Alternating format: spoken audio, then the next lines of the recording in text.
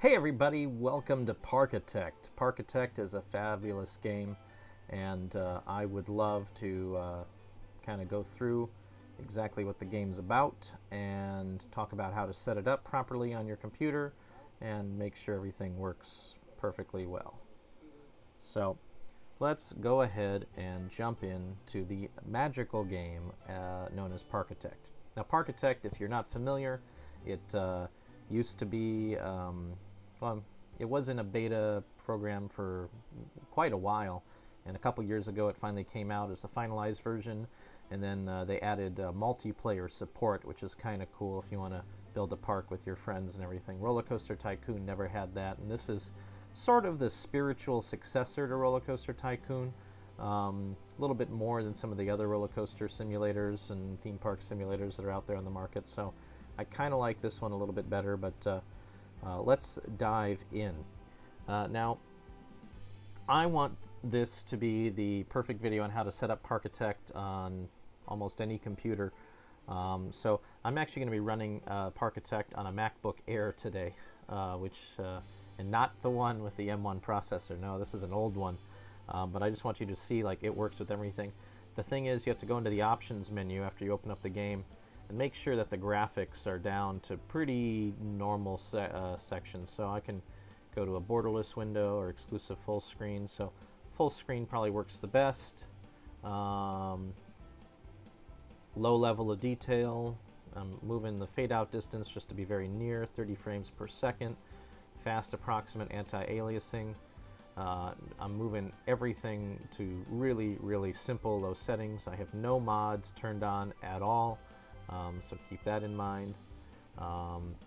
And for controls, pretty much leaving this the way it is. It's actually very helpful if you kind of memorize some of the key commands when you play the game. It'll make your life a lot easier. So just kind of go through all that. Snap to height, I got a little exclamation. Multiple assignments, multiplayer. You know, I'm not going to be in multiplayer mode, so that shouldn't make a difference today, but that's okay there.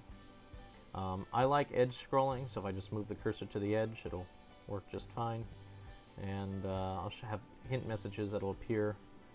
And I'm going to switch to Imperial because I am in the United States, so that'll make a little bit more sense to most people that are watching this video. And I am going to have money in the sandbox mode today. That's what I'm going to be using. So we'll actually have the financial elements, and these are not quite realistic, but they're better than what Roller Coaster Tycoon had, so that's why we're using it.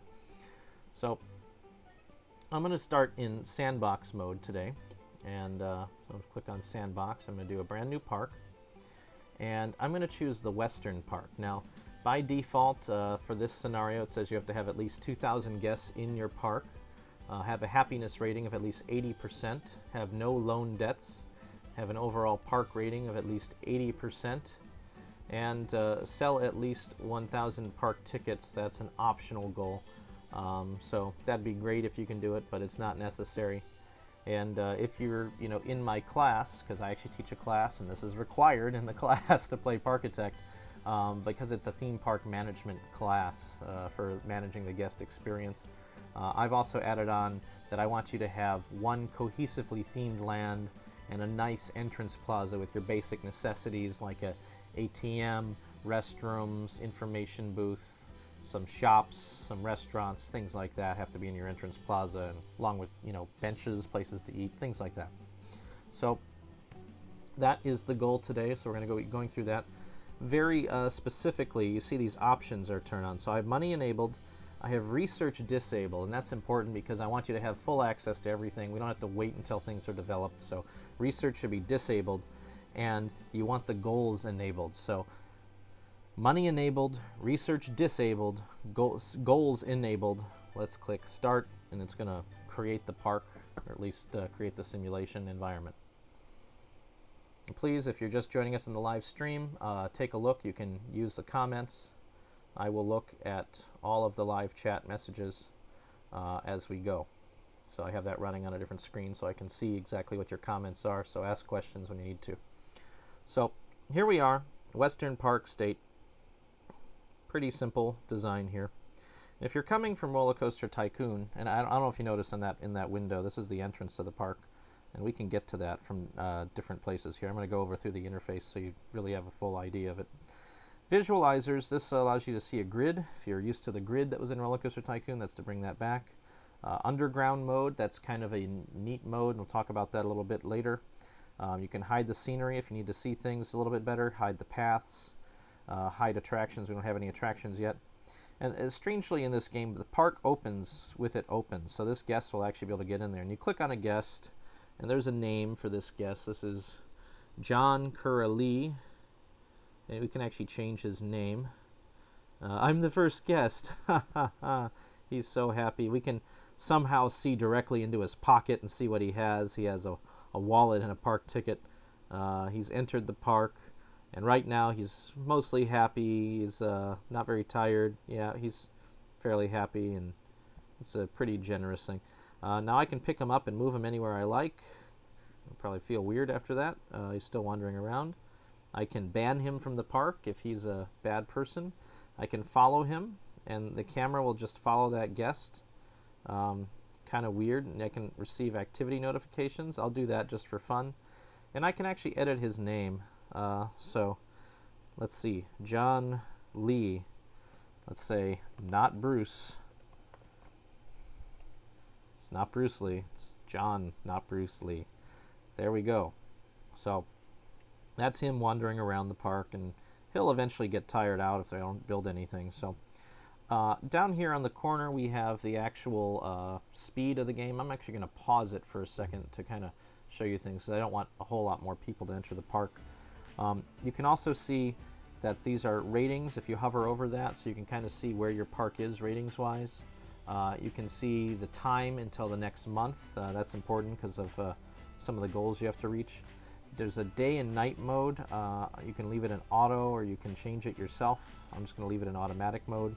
Right now we're in year 1 of January, January of year 1. And it's a 67-degree temperature, which is a very warm day for January. Great. If we click info for the park, it'll actually show up this window. We can see attractions, shops, employees, and guests, and it shows pretty much everyone that's in the park currently. That's important. Second, it'll actually show what your guests are feeling, and this is really important when you need to decide what to build and everything. Everything that you do in the world of guest experience should be focused on the guests and make sure that they have a great experience. So this will show you, how happy they are, and if you need to build more restaurants, it'll show you that, hey, your guests are really hungry and they're really thirsty. Toilets, yeah, those are necessary, so you want to build those. Thoughts, right now the park entrance fee is a good deal. I don't like it when people think it's a good deal, so I'll raise that as the game goes on, and I'm also going to charge for every individual attraction as well. This is important because money is required in this simulation, and unless you do this, you're not going to have enough money to build what you need to. There are no high-intensity rides. Heck, there's no rides. Come on, complain a little bit more, please. So that's kind of how that works. Staff management is very important here. You're going to need to hire people, but be careful, because you can see these are $18 a month for a janitor. A hauler is $16 a month. If you're actually in the theme park industry in the US, you probably consider that someone who's working in merchandise and delivering food to different places or merchandise to different locations. Mechanics, $45 a month. They're expensive. Security, $24 a month. And then entertainers, $14 a month, and you can actually choose which entertainer you want. So if I want a shark, make it blue. I can actually have different colors for the sharks. A blue shark, I'll make it a gray shark, and I can hire a shark. So I'm going to put a shark in. Not the most important thing to have in the park, but definitely necessary because entertainment is fun. I'm going to that'll keep the guests entertained at least a little bit while I figure out how to build. When I start building rides, I need to hire a mechanic to take care of them, and a hauler is really important, and so is a janitor. So I'm going to hire a janitor and a hauler right off the bat. And haulers is kind of an interesting thing. If you're coming from Roller Coaster Tycoon, you're probably not used to that. This game actually does focus a lot on the backstage experience. Something that is a problem with Roller Coaster Tycoon. It was just only the guests, and it never really showed you backstage how to operate. You actually have to build essentially a road system for your staff members to get around the park in this game. So that's kind of important on its own. And if you look over on here, it'll actually show tasks and zones. There are no tasks yet, but you'll see that will appear later on. And then zones. As we expand the park, we're going to want to make sure that some of the staff are assigned to different areas so they're not spending a bunch of time walking everywhere, and that'll be important. So we have that. Research is disabled, so you don't have to worry about this tab at all, and you should not be spending any money on this because it'll be a complete waste of money, so don't spend any money on research. The finance tab is something you really have to watch over in the game. For finances, right now we're not really making a whole lot of anything. We've made $3 because we have 3 people in the park. And we will be losing money if we don't do anything. This is the loans screen. Loans work a little bit different in this game. You're only able to take so many at a time. And once you take a loan, you can't take that loan again. And you have to pay back the entirety of the loan before it'll pop up again. And the loans that are offered to you will change depending on how well your park is doing, the risk involved, and everything else. So if you take a look, some of these have a very low interest rate. Some of them have a much higher interest rate. So keep that in mind. You want to go with the one with the lowest interest rate. That's an $8,000 loan. Why on earth you'd go with HappyCo, I have no idea. That's just a bad deal that they're offering. So you'd want to take that $8,000 loan when you need it. Just keep in mind that once you take a loan, you want to pay it off as quickly as you can, unless you know that, hey, I need to keep building quickly, so don't pay it off early if you have a really good interest rate. Only pay off the higher interest rate ones first. So, just like student debt, right? If you've taken out debt, you want to pay, there's no reason to pay that back because it's such a low interest rate. You want to pay back your higher debt things like credit cards, things like that. So, then we have attraction advertising campaigns. This is a key. If you're not marketing the park, no one knows about it, so you really have to kind of try to run as many advertising campaigns as you can afford at all times. I'm not going to do it right off the bat because I don't have really anything to advertise yet, but we'll get into that real quick after we start up the game. That's the main entrance button. It has a name. We can actually edit the name of the park. I'll just leave it as Western Park for now. We got $1 admission. Full park ratings are there, opinions on the park, statistics. Some of this stuff came out, otherwise.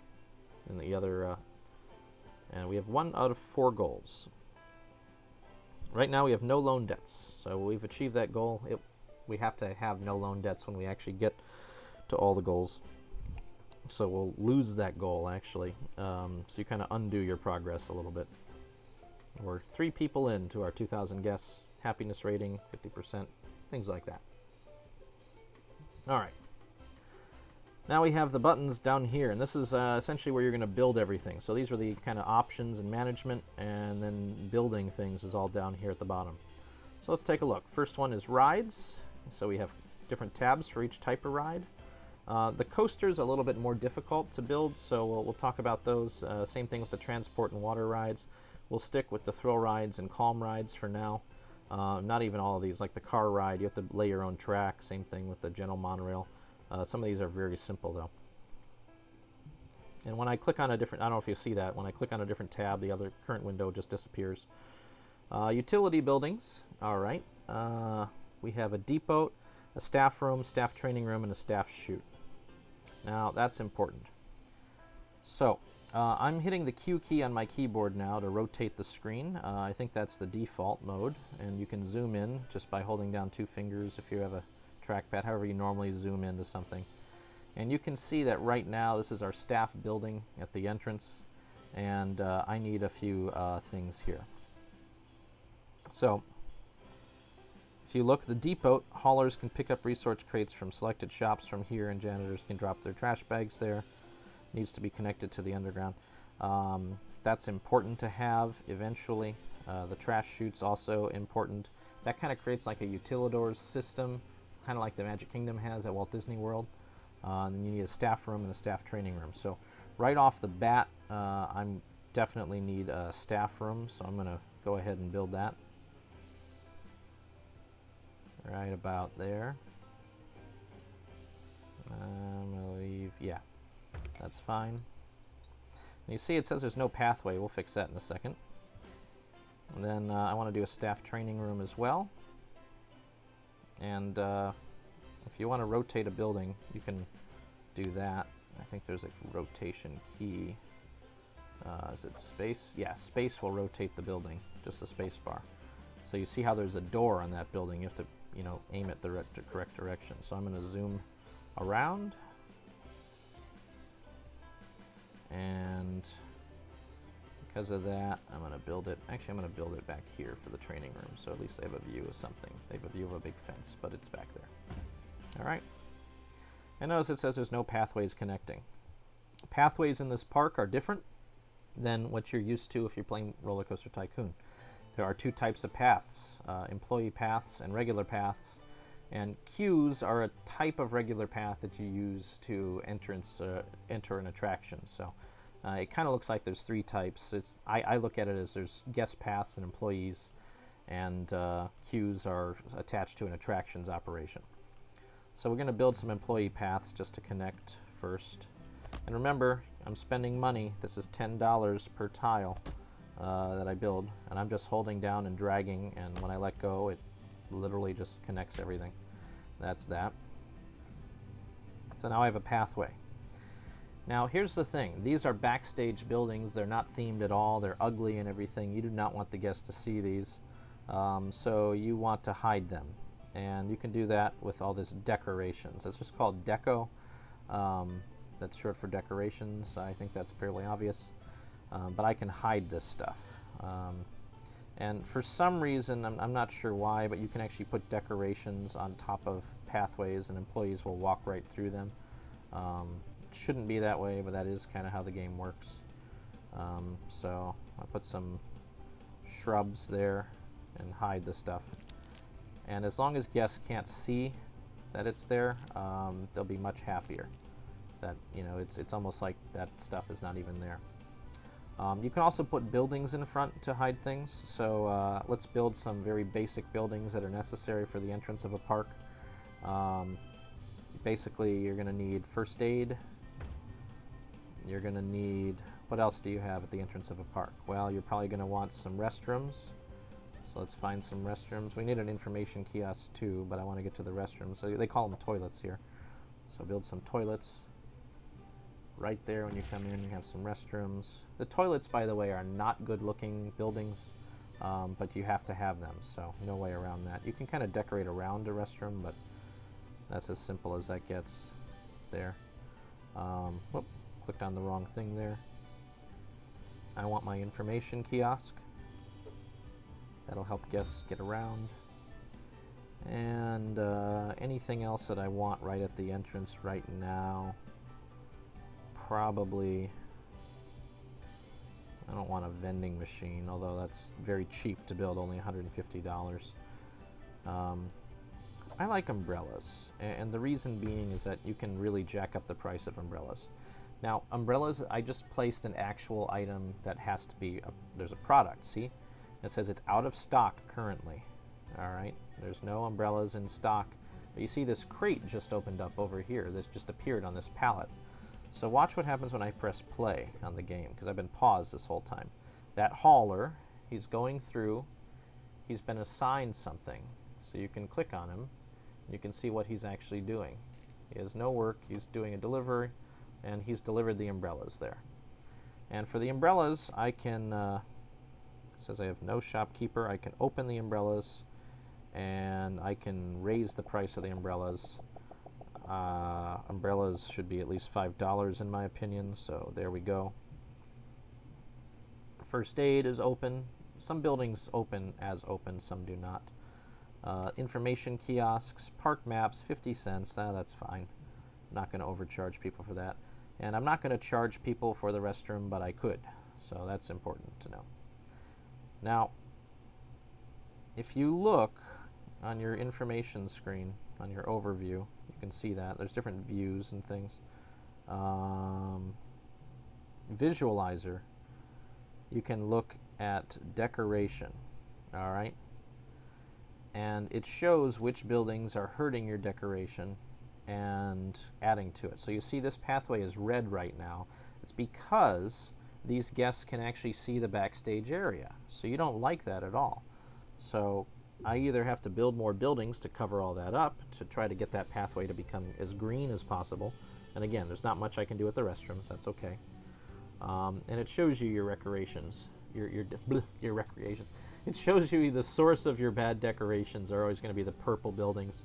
And depending on the intensity, it's a worse rating than others. The good buildings are the green things, and then bad is those are not buildings, rather. If it's decorated well, the pathway will be green. If it's not well, it'll be red. And no decoration is white, so they just don't care. So how do we fix that? Well, I can build some more restaurants and things. Let's build some burgers. Burger stand.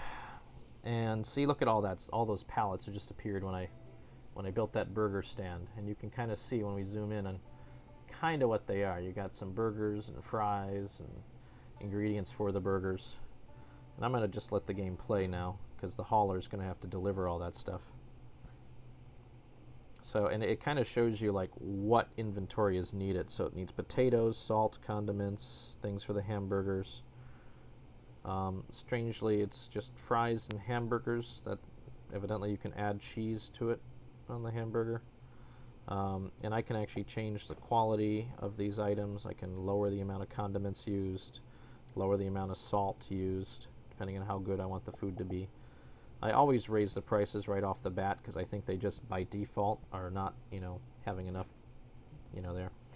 And guests are going to get thirsty real quick. So what goes with burgers? Probably a soda stand. Do they have soda? Don't want hot drinks with my burger. Soft drinks, there we go. So I'll build a soft drink stand there too.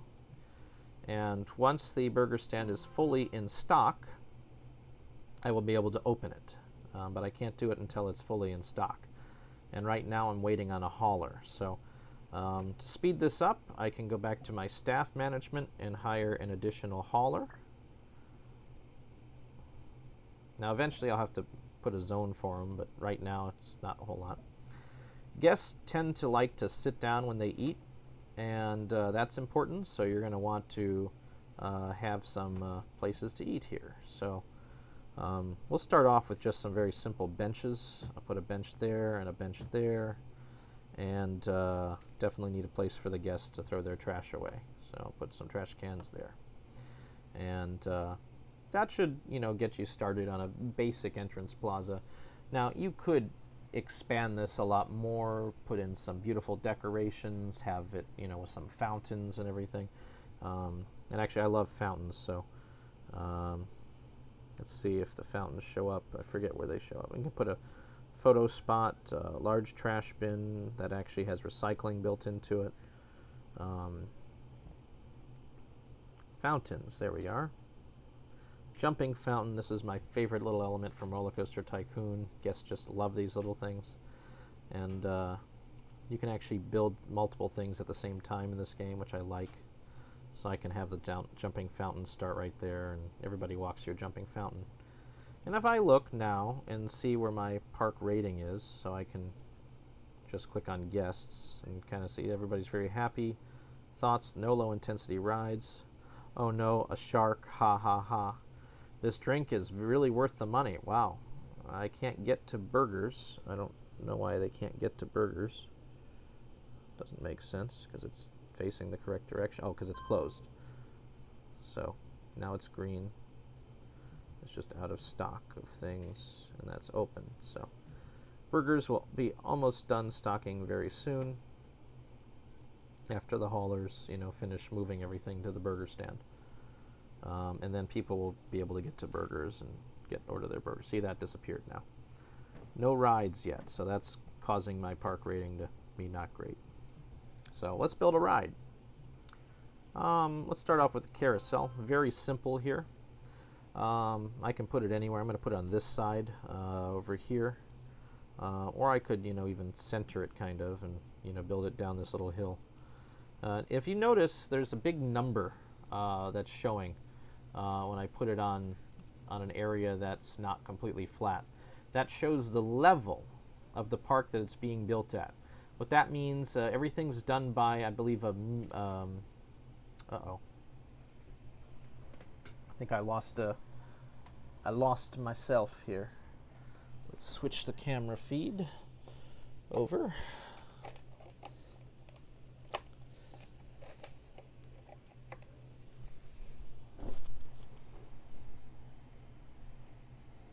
There we are. You can still see me. So, long story short, those levels are showing you the height that a building is being built at, and I believe it's 3.5 feet above sea level. It'll actually change, depending on where I go. So that really gives you an idea, especially when you start building with tunnels. It's really, really important. So I'm going to build that 1 square away from the pathway, and I'll show you why I do that. Because the second time, after I click on that, I have 2 more things to place. I have an entrance and an exit. So this is the exit. No, this is the entrance? Yeah, that's the entrance. And then the exit I'm going to place over there. Great. Now I want to build a queue. I'm not going to build a very super long queue, but I click on the queue version of the pathway.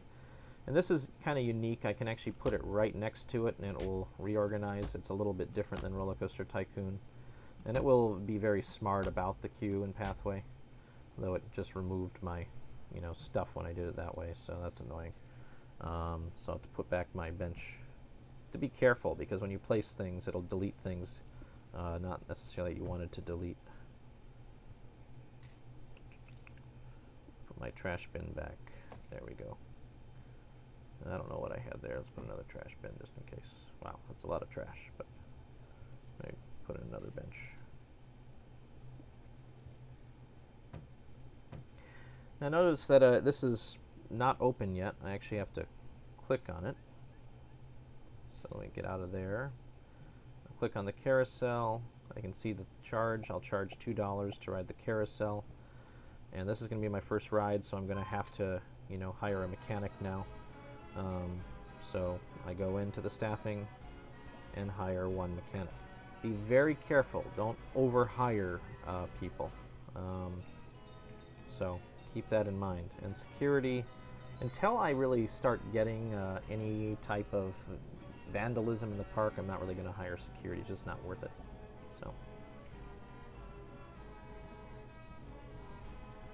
that should be good there. Okay. Now there's people waiting in line. There goes the shark. Almost looks like it's a weird looking shark. He's okay. I can train him to level 1, and then he'll be more effective. So I'm sending him to the staff training room now. You can do that with all your staff, For my haulers, I can train that 1 hauler to level 1 as well. When they're training, they can't actually be doing their job, but they have access over there anyway. Let's talk about moving paths underground, because eventually I'll need staffing on the other side.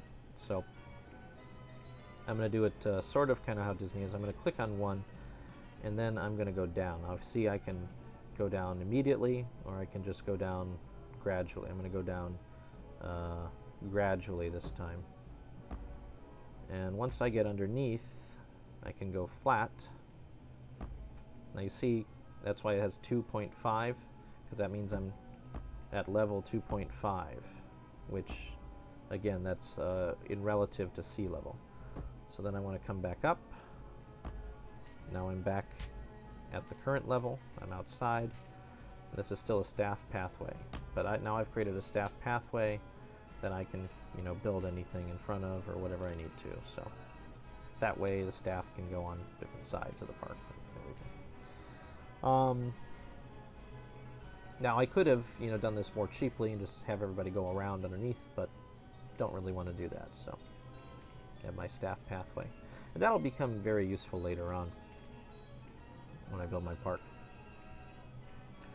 Keeping an eye on finances, and it kind of shows operating profit last month. I lost $157, so I'm operating at a loss right now, and that's not good. So that means I need to make more money. How do we make the most money in a park? Shops. So let's build something that people really don't need, but we need to build it anyway. Don't forget to expand these employee pathways behind any shop that you build. Otherwise, they'll try to deliver things from the front of the store, and that's not great. So the sky just got dark, so you can kind of see how the lighting works. Lighting is important, especially for your guests at night and everything, but besides that. If we take a look now that we've built some shops and things over here, you're going to see that the rating is drastically improved on the visualizer. So let's take a look at decoration.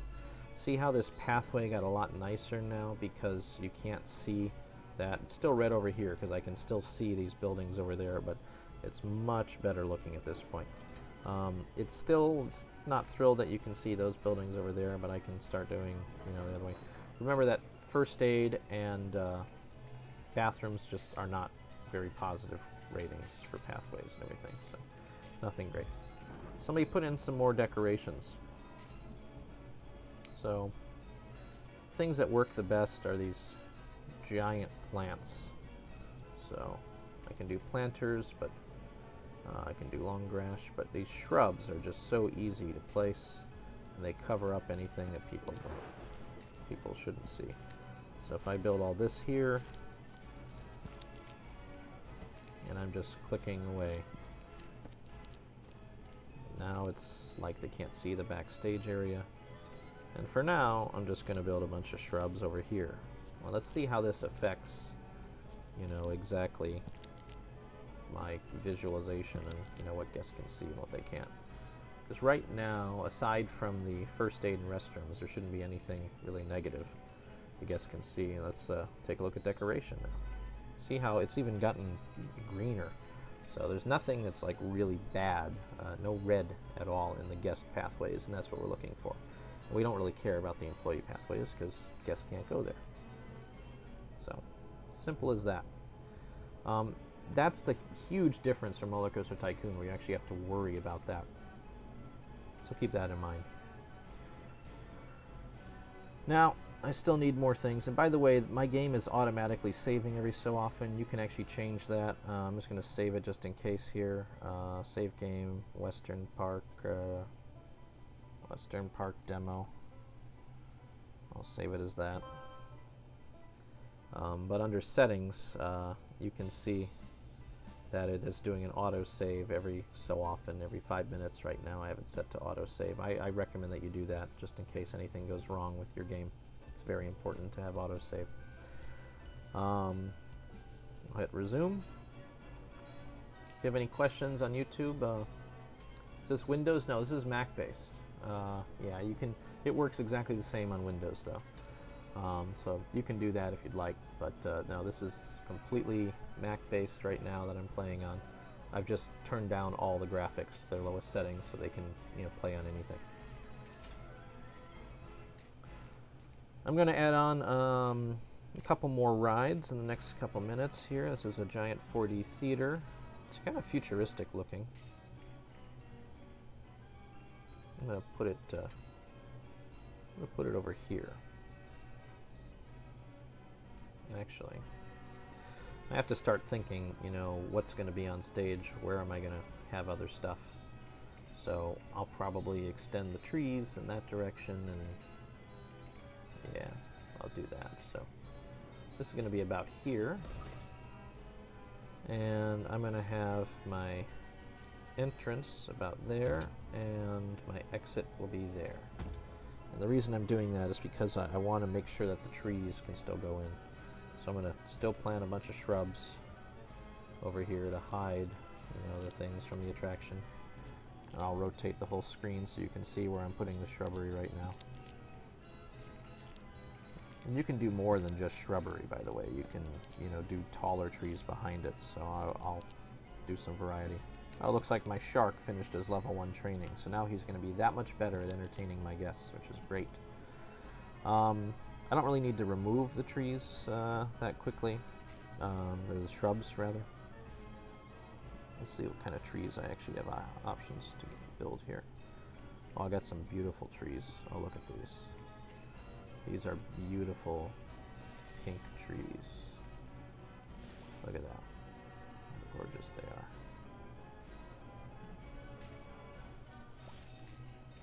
I'll just plant them in different places. That'll really make the park sparkle. So, I'll put one fits right there. Nope, it's too close to the building, so I can't do that. That's okay. So let's build my paths. Regular path to connect the exit with, that's fine.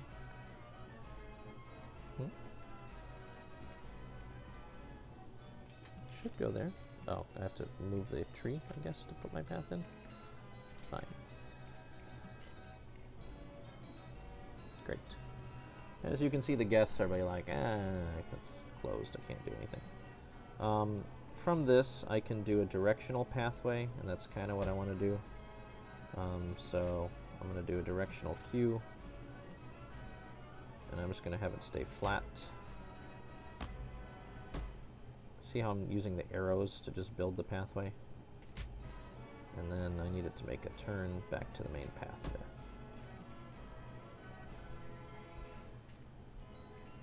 And it looks like my path isn't even set to go back to normal path. I'm just going to match the same path that's there, and poof. Now I have that. Now if I want to change the entirety of that, I'm going to change the design of the path. I can actually delete that, and do that. And poof, now I have an entrance on the main pathway. I can open up the ride, I can raise the price, and now I have another attraction that's in the park. So it's important to pay attention to the guests. So let's see what the guests are saying, their thoughts.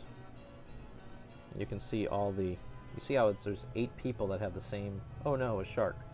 Soft drink is really good. Okay, that's enough. The soft drinks are not going to be a good value in my park. I need to milk you for all you are worth, guests. So soft drink prices are now, say, $2.50. We're going to look and see how much it is. And I'm going to put a lot less soft drink in there and give you more ice too, because I'm a jerk. Alright. The balloons are really good value. Why do you have square balloons? I don't even know, but let's... I didn't even realize this.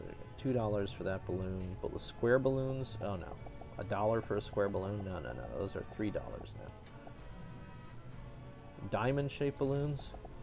It's like diamond shape. Let's make those ridiculously expensive. Like, you want a diamond balloon? It's made of real diamonds. It's $5. Okay. And I'll make those blue. So if you want blue, it's a higher color. I want to go something more. Oh, this balloon is overpriced. So I went too high with my diamond balloon. Maybe I'll go back down to $4. There. So it's important to listen to the guests. The idea is that you really want to get the most you can out of guests is willing to pay. You don't want them to feel ripped off. That's bad. You never want to do that. But you are trying to get the happiness up there and give them what they want. So notice that my immersion is still pretty low. They want it nicely decorated, but they also want more theming, so to speak. And we use the term theming to describe a lot of things. It's not being used correctly that way. I want to make that clear. Theme is supposed to be man versus man versus self. There should be some higher order in the park. This is a basic amusement park so far. We'll talk about what it means to create a real theme park later on, but yeah, the immersion is very weak in this park so far. Building a roller coaster. I know some guests want more thrilling rides, and we can do that. First, we're going to build something simple, like a drop tower. Now you can actually see when you click on the folder here, I can build some that are already themed. So this one's a giant tree. Now this is a whole package. I'm buying a coaster and some theming to go with it. And this is not really a coaster, this is just a drop tower. So when I look at it, I can see the price is going to be about 4,000 something, depending on where I build it. And I can see that over there it would be flat, so I could build it over on that side. And this comes with a lot of extra pathway to build something there, so that's important to realize as well. It also shows where the queue is. So if I want to rotate just the building, I'm going to figure out where I'm going to put it. I think I'm going to put it over here. I might rotate it in that direction, yeah. I like it down flat, though. I don't want it to be elevated on anything. So I think that'll work. It's hard for me to tell where the queue goes, but I think that should be fine. So I'm going to build that. Okay, so then that is the queue there. I built it in the right place. That's good. And I'm going to have to connect that with a pathway. Now this is a huge package deal, but I need to still connect the queue, so. And I can do that. And this will connect down to that whole section. And I'm going to open that attraction now. You can see $4. It's pretty exciting. I'll make it $5. See if people will still ride it. As time goes on, attractions get older, and you might actually have to lower the prices after you've raised them initially, because people are willing to pay more for a brand new attraction than they are an older one. So as I zoom in to this attraction, you can see that there's actually a name for it. You can customize the name. So you customize it at the top there. I don't know what that is. This is going to be Giant Tree of Death Drop. Giant Tree of Death Drop. Perfect. What a great name. And I can see this is a exit sign. Now this is actually no entry, so I can put these really on any pathway I'd like, and I can say no entry for guests to prevent guests from going, down the exit route, but the mechanics and custodials and everyone else, they can go down there. So I don't want anyone to entertain on that, and I don't really want anyone hauling anything, so and I can change what it says. Do not enter.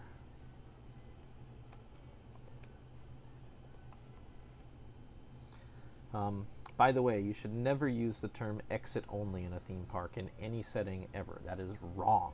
You should never do that. I know Disney does it. I know Universal does it. I know a lot of parks do. Never ever use the term exit only in a theme park. Exit only means two things at the same time. Exit only could mean, just like on a freeway, if you're in a lane that's exit only, you have to get in that lane to exit. That lane's only option is that it's going to be exiting the freeway. That's the opposite use, usually in a theme park, where exit only means do not enter. So it's best to stay away from that term entirely. So you should not use exit only in a theme park. No entry or staff only work a lot better. Cast members only, employees only, things like that. Yeah, using exit only is just wrong. So if you ever see any signs in the theme park that say exit only, you should recommend that they get changed, because the logic is just not there to support it. Starting to get a little crowded here. Now, pathways can be wider than just one path. It's not going to screw up how guests feel. So that's kind of different from Roller Coaster Tycoon. So if I want to, I can widen this path. Oop, didn't want to do that. Just kind of made a... if you make a mistake, you can delete things by clicking on the bulldozer. And boop, no more path. There we go. Stairway. And it added a railing and everything, but this will be a wider path and makes it easier for guests to get around. Not quite as crowded. Yeah. So right after the carousel, the pathway gets wider. So let's see how we're doing. Theme park rating has gone way up. Look at that. 100% happiness, 100% tiredness. Wait, what? They're tired? No, the 100% tiredness means your guests are not tired. That's actually a good rating. Thirstiness, yeah, we're doing a great job so far. So.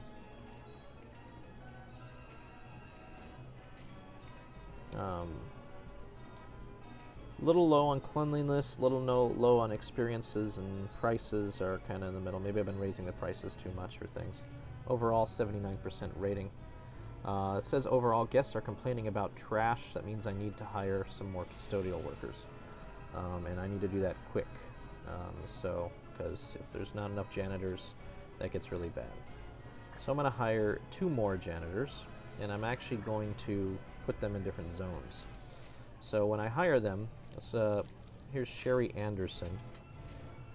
I don't know where Sherry Anderson is, so I can click on, let's see where she is. Okay, that's Sherry Anderson.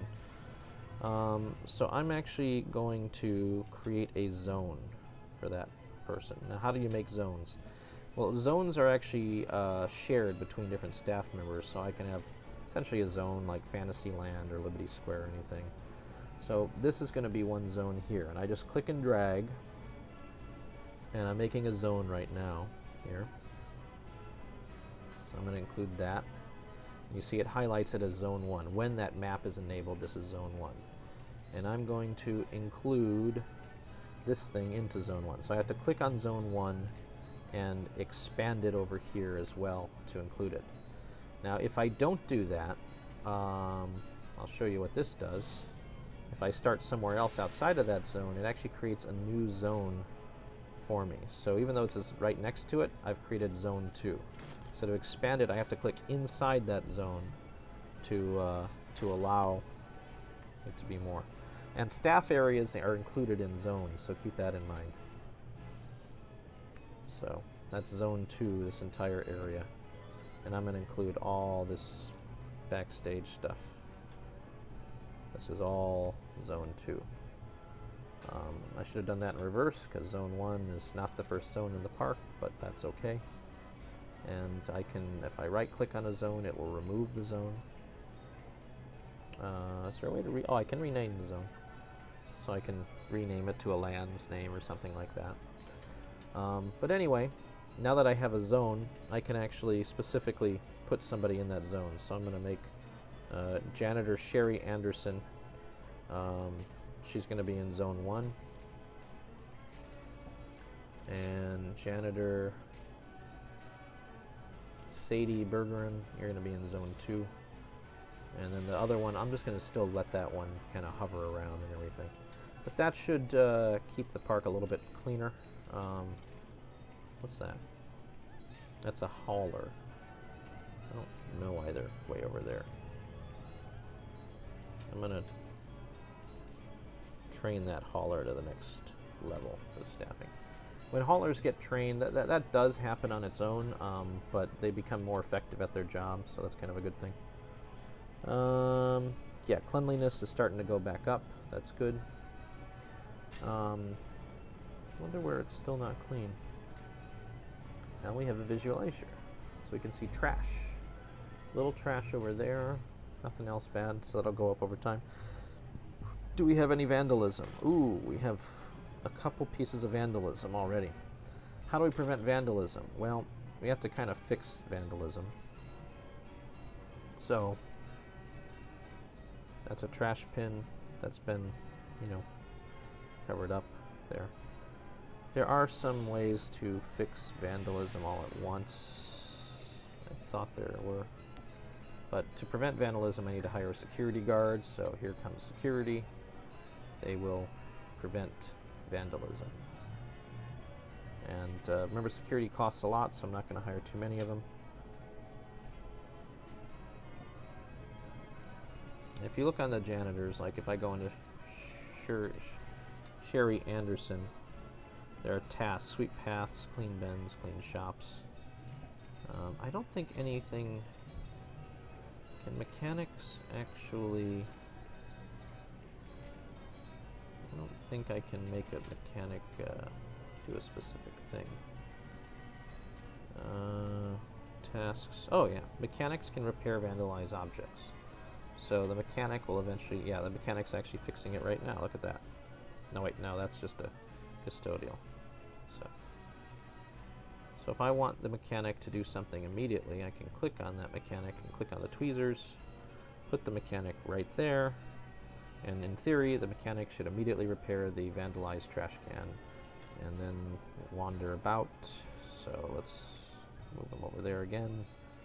I want the mechanic to fix the vandalizations before they get out of hand. And I think that was also vandalized there. There. So, might be time to hire an extra mechanic. And I will assign one in Zone 1 and one to Zone 2. So, we got Billy Brown and Beverly are my mechanics. Now notice that over time, the more they work, remember, mechanics are expensive, so be careful on that budget. So, and again, you can look down in the corner here. You can see your operating budget all the time. As long as that stays profitable, you'll be okay. But sometimes if you want to build something really big, you still don't have enough money, and that's where loans will come in. We haven't built a roller coaster yet. Let's do a roller coaster. Anybody have any favorite types of roller coasters out there? Let's see here. What coaster? I like the Mine Train roller coaster. Big Thunder Mountain's like my favorite. So let's see what mines are possible on here. What do we have? You can see how expensive some of these get. $10,000. Well, I have $10,000. I even have the Pine River Railroad. And when you go on these, you can see what the excitement ratings are. So the excitement ratings are really important because you'll probably get the best bang for your buck if you have a very high excitement rating. Like that one says very high, 63.3. Anything above 60, I think, is what I'm going to go for. I also don't want super high Alpine. That's cute. I don't want a super high nausea rating. So some of these are very low. So Rocky Rail, very high. Intensity is low. I do want it to be fairly intense, but I don't want super duper nausea. Alright, let's do this. Temple of the Feathered Serpent. It's pretty expensive, and that price is just an average. As you can see, this is going to probably end up being on multiple levels of the park, and that can cause us to have to spend more money. Remember, I use the space bar to rotate the actual attraction, and I think it's pretty obvious on this one where the pathway has to meet up with everything, so I can do that right there. Oop. Some of these paths it wants to build underground, but I don't want to build underground. You can hold down shift to raise it up so it's at ground level. And I think that's probably where I want to build this ride. It's a little close to the other ride, and it'll mean I can't really build a whole lot behind it for a while, but I'm okay because I have room on the right side. So let's do that there. This will be my first roller coaster. Now look at that. That coaster, it's elevated up on top of everything, so I have to be careful with my pathways, make sure everything will line up. So let's connect it. First things first, the pathway. And by the way, you can actually match pathways to repaint a path style. You just choose, I'm sorry, that'll repaint this path style to that, but to match a path, I can actually do it. So I'm just going to do this, and I want it to go downward. Just want to go same level, same level, same level, and that matches over. And click on that one. Same level, same level, same level, same level. Bloop. Perfect. Now my giant new ride is there. Now I have to click on it and actually open it. Looks like I'm going to charge $10 a ride. And I can have it play music. So lots of different music I can ever play. We'll go with some Western music, even though it makes no sense for the theme of this ride. And there are a lot of people that want to ride this ride, so that's good. That is the queue right there on the side there, so that's great. And we'll see how that does. Now, my operating budget, if you take a look, I'm now losing money every month again. I'm negative 53, so I have to figure out how to make some more money again. And speaking of, I just built a roller coaster. It's generally a good idea to have some restrooms near the exit of the coaster. This isn't exactly at the exit, but I'll still put it at the exit. It's pretty close. Pretty close to the exit. And restrooms, when you build them, they're automatically open, so that's okay. Now remember, the restroom is ugly, so I kind of want to hide it as much as I can, so put little pine trees around the restroom so you don't see it from the other sides. Why pine trees? I don't even know, but it works for me.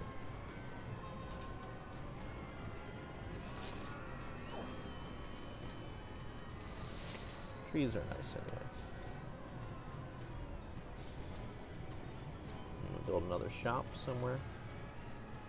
I can do that over here. So what kind of shop? Ooh, a cash machine, ATM. Well, that's necessary. A park operation, I'm gonna build one right there. So people can get some money when they run out of money, that's important. And then, let's build another shop. People want cotton candy, that's what they want. So I'll build some cotton candy right there. And I have to, remember, I'm going to open it, but it's out of stock. And I'm going to build my employee path to connect it in the back so a hauler can bring cotton candy pallets that have just arrived back there. So hopefully the hauler will get there fairly quickly and get the cotton candy to the cotton candy stand.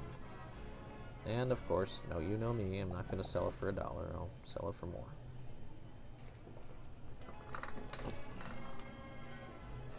Now let's go back into the finances and see what's making money and what's not.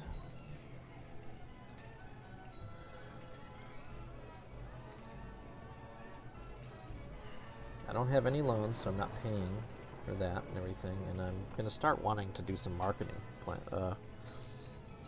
so that'll be big. And overall, now I've added more to the park. So for the park entrance, I can click on the entrance icon over here. I'm going to raise the entrance admission price. You can definitely do that at this point. It's a thunderstorm now, so my umbrella sales are going way up. People like to buy the umbrellas.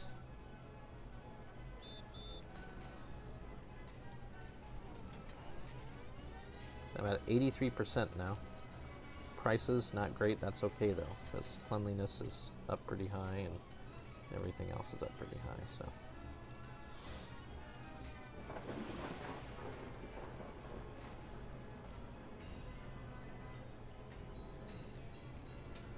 Alright, so it looks like I should probably need to hire another mechanic, because I got a couple attractions down at the same time. So let's hire one more mechanic that can just respond to anything.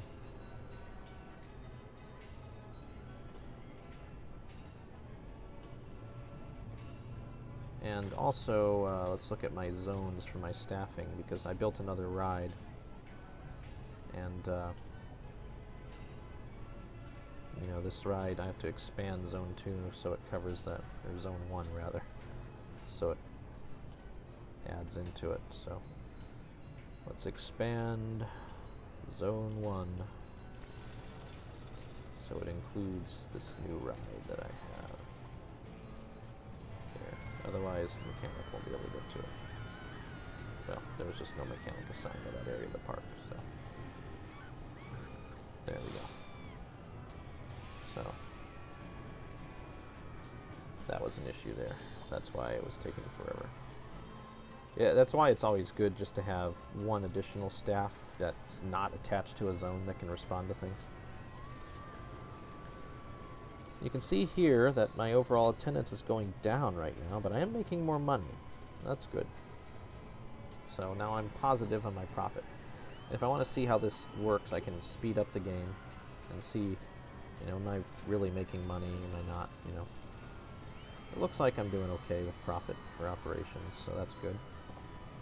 Year 1 of September, still making money, not very much each month. So I want to start making more money and really starting to get more people into the park. I'm going to have to do some marketing campaigns. This is where you might have to spend money to make money. These are done not necessarily in order, but I do want to advertise the entire park. I want to do an entire year worth. And if I want to do a TV campaign, it's $48,000. I only have $3,000. I can't afford that yet. Can I even do it for 3 months? That's $12,000. I can't afford it. So that means I should take out a loan. So I want the lowest interest rate loan here. 1.3% is pretty good for $3,000 or for $7,000. So I can take that out, and now I'm going to start my park advertising campaign on TV. I still don't have enough to do that, so I'll need another loan. This is only 1.8 for $11,000. I can take that one too. So now I have enough money to start my advertising campaign. So, do I have enough for? Nope, don't have enough for 6 months, but I can do it for 3 months. Let's do that. And I can also do specific advertisements for a shop. So I can select, I want to advertise my cotton candy. 1 month on TV for cotton candy is $100. Let's do 3 months, $300 advertise cotton candy. An attraction, I can select an attraction. I'm going to advertise the merry-go-round.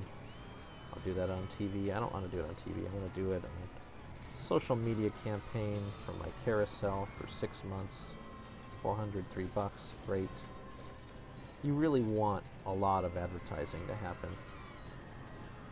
I'll give people free rides on an attraction. You see, it's just giving me a picker, so I can select the attraction just by that. 4D cinema. It's very cheap to do some of these, and some of them are very effective. And it will show you how effective they actually are as things go on. Now, if I try to advertise, you know, I can't do a social media campaign for the park, even for any amount of time, because I already have one going, and it is for TV. And TV is the best bang for the buck, usually. So we'll see that I'm, you know, yes, lost a lot of money when I took out that loan, but now I'm going to have a lot more people in the park. And the park is starting to get really crowded. Look at that. The numbers are way up now. Still have $11,000. Doesn't make sense to pay off, well, look at that, $2,000 came in that month, so it's definitely working financially for the park. I still have a pretty high rating. You want to keep checking this all the time, make sure people are happy. Some people are tired, which means I probably need to put in some more benches. So we'll do that.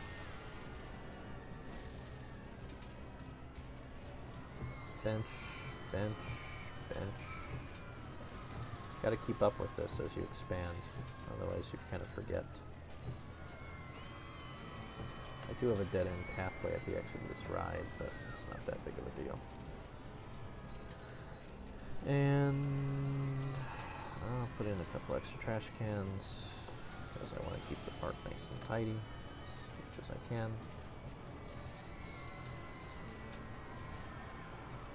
Always good to have one fairly close to the restroom.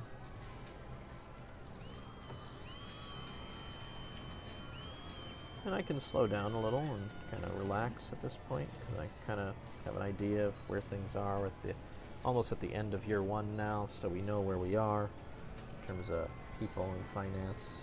This is a normal game speed now. Got a lot of people in the park. Let's take a look at the guest thoughts now, see what they're thinking. Soft drink is really worth the money, evidently, still. Fries are really worth the money.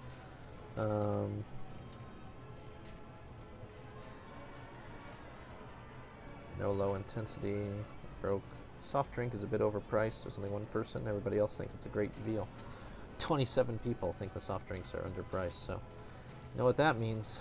We're raising the price on the soft drinks again.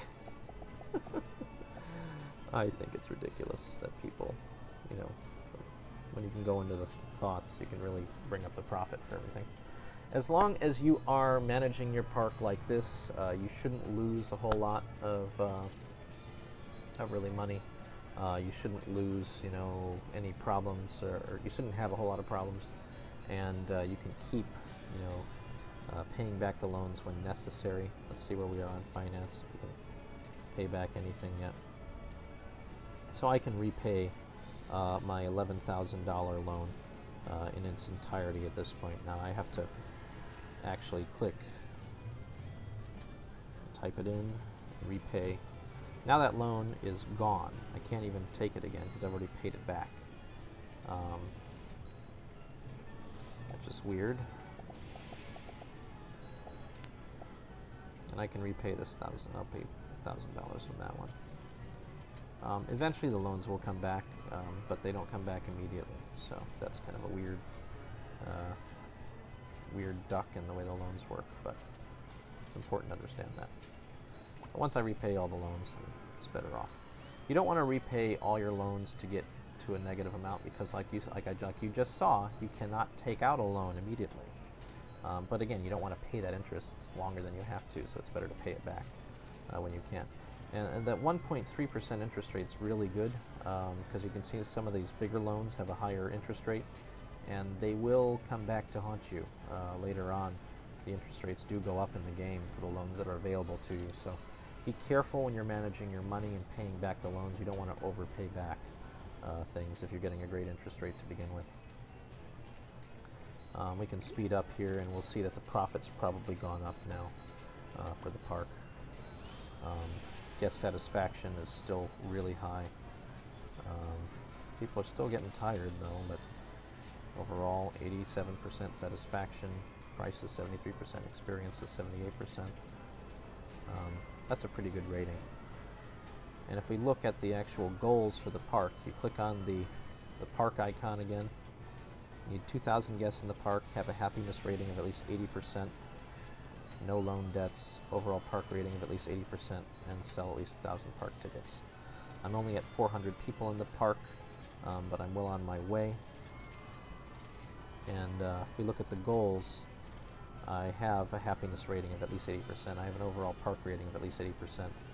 And fairly soon I could have no loan debts again. And I'm at 403 out of 2,000, and I'm only in year 1, so it'll take a little bit longer time, but I can do it if I just keep playing the game like this. So anyway, that's the end of the demo for today. I hope you guys enjoyed it, and this was informative enough for you that it really helped. We've been going on for a little bit more than an hour, but I think that's very useful. So anyway, let's see if the comment here. Adventure Seeker. Hey, long time no talk. Yeah, how are you? I'm great. I hope you're doing fine. I just did the demo of this game because my class is actually playing this game as an assignment, so I hope it's very helpful to the class and anybody that's been watching, you know, if you're trying to get into the game. But keep in mind with these haulers, you know, that's a whole different element that's not the same as it was in Roller Coaster Tycoon, so that's important. Now I'm in year 2, and I'm still making a lot, but looks like my advertising campaign's ended, and that's kind of where I might have paid back the loan a little bit too quickly, because now I don't have enough money to launch a TV advertising campaign. See what loans are available. Yeah, see, I probably have to repay the loans. I don't know why that one's not available right now. That's weird. But yeah, I can take this one, but it's a much higher fee. But, you know, if I want to do another TV advertising campaign, I kind of have to. That was 62% effective. So, yeah, keep that in mind. So be careful with those. Don't pay back the loans until you're absolutely certain you have enough money to do it. I might have paid mine back a little bit too soon, because I want to keep increasing the amount of people in the park. My cotton candy thing was 94% effective. That's pretty good. Talk about an amazing class assignment. Yeah, no, I think it's fun. I hope a lot of students are learning, you know, some of the backgrounds on how you actually manage a theme park. It really is about, you know, making money. and controlling the guest experience, making sure people are happy. And the reason we want guests to be happy is, well, happier guests generally do spend more money, and you know that drives us to be able to build more attractions and everything. And this really is kind of, you know, how real theme parks work. They look at what the guests want, and then they order the attraction from the creative company, whether it's Disney Imagineering, Universal Creative. The park operators are the one who kind of say, here's our need to do this, you know, we'd like to do it and everything.